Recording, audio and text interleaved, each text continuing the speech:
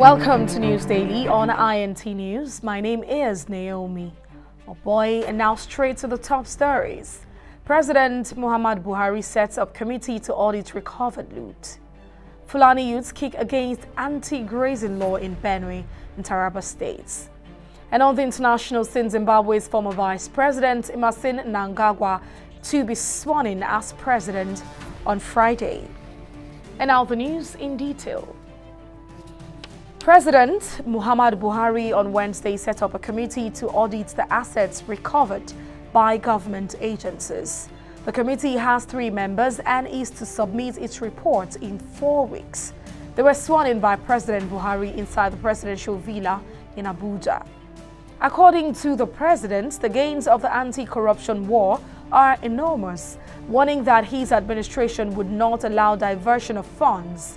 He said the recovered funds should be deposited in designated accounts and managed transparently. The president also directed all ministries, departments and agencies, as well as all relevant anti-graft agencies, to cooperate with the committee, which he said should submit its report to his office within 4 weeks. Nigeria's former president, Goodluck Jonathan, has said that his priority is how to ensure the return of the People's Democratic Party, PDP, to power in 2019. He spoke when he received chairmanship aspirants Chief Olabode George and his campaign team at his country home in Otoke, Bayelsa State. Jonathan took responsibility for the party's defeat in the 2015 election, adding that it was also his responsibility to ensure that the party rose again as a strong political platform to win the next election. The former president said he was working with other stakeholders to ensure that the party is well organized to achieve this purpose, though he preferred to work from the back seat. He said the party must begin to take right steps in the right direction to regain the confidence of the electorate, adding that the mistakes of the past will not be repeated.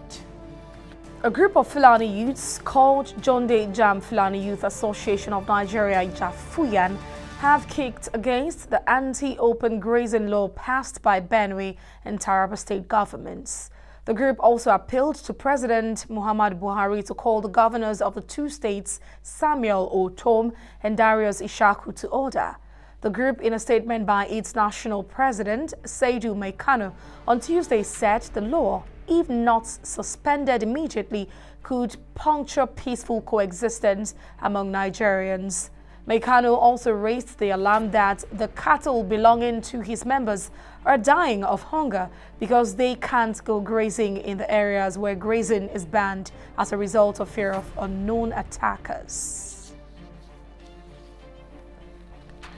And on the international scene, reports reaching us indicate that Zimbabwe's former Vice President Emmerson Mnangagwa will be sworn in as president on Friday following the resignation of Robert Mugabe.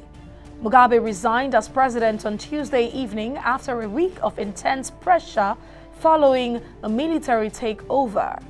Much of that pressure stemmed from Mugabe's decision to remove Mnangagwa, who is seen as close to the Zimbabwean armed forces. A large crowd gathered at the airport in Harare to welcome Mnangagwa, who had not been in the country since November 6 when he was sacked by his former boss, Robert Mugabe. And with that story, we have come to the end of today's edition of News Daily on INT News. And for more news and information, like our page on Facebook and subscribe to our YouTube channel. And thank you very much for watching, and do have a beautiful day ahead of you. My name is Naomi.